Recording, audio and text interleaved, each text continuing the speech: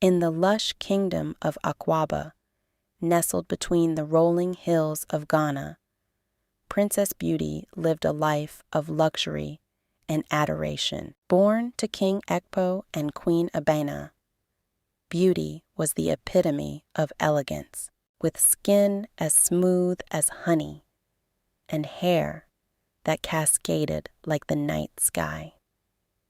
She was the most celebrated maiden in the kingdom, and her beauty was renowned throughout the land. Beauty spent her days lounging in the palace gardens, surrounded by attendants who catered to her every whim. She would often gaze into the mirror, admiring her reflection, and wonder why the gods had bestowed such beauty upon her. She was convinced that she was the most beautiful maiden in the community, and perhaps in all of Akwaba. One day, the kingdom buzzed with excitement as preparations began for the annual harvest festival.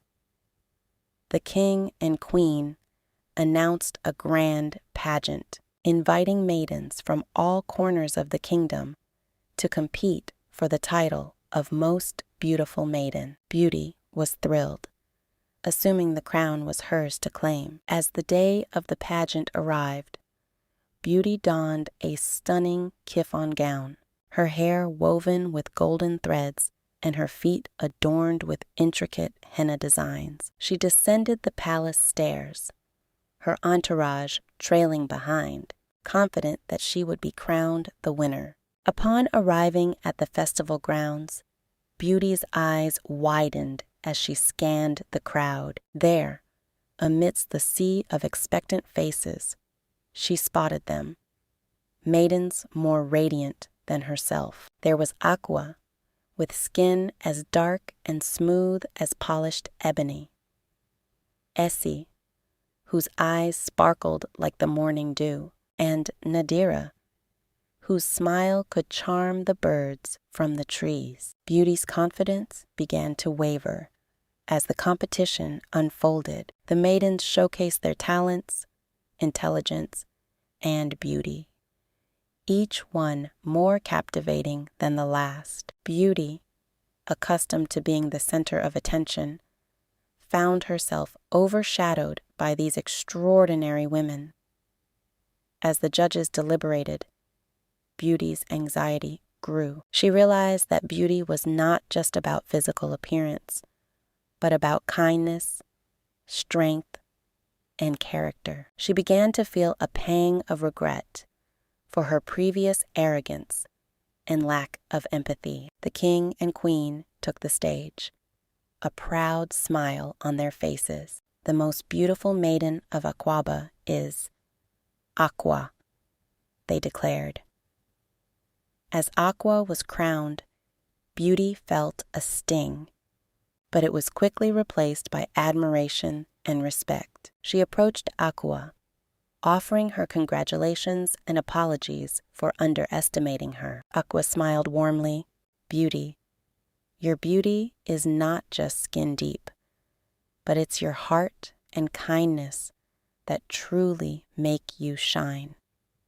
In that moment, Beauty realized that true beauty was not about being the most beautiful, but about being the best version of oneself. She vowed to use her position to uplift and celebrate the beauty in others, rather than competing with them.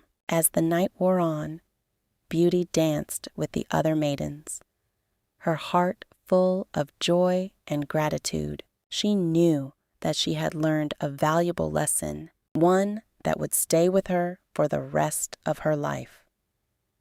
The king and queen watched their daughter with pride, knowing that she had discovered a more profound beauty within herself. Beauty returned to the palace, her heart transformed. She spent her days learning about the maidens she had met, their struggles, and their triumphs. She used her position to advocate for women's empowerment, supporting initiatives that celebrated inner beauty and self-worth. Aqua, the newly crowned most beautiful maiden, became her close friend and confidant. Together, they spread a message of self-love and acceptance throughout the kingdom. As Beauty grew into a wise and compassionate leader, she ruled alongside her parents, using her beauty and influence to uplift her people. She never forgot the lesson she learned that fateful night. True beauty comes from within. The kingdom of Aquaba flourished, its people radiating a beauty that shone brighter than any crown or title. And Beauty, the princess who once thought she was the most beautiful, became a beacon of kindness, inspiring generations to come.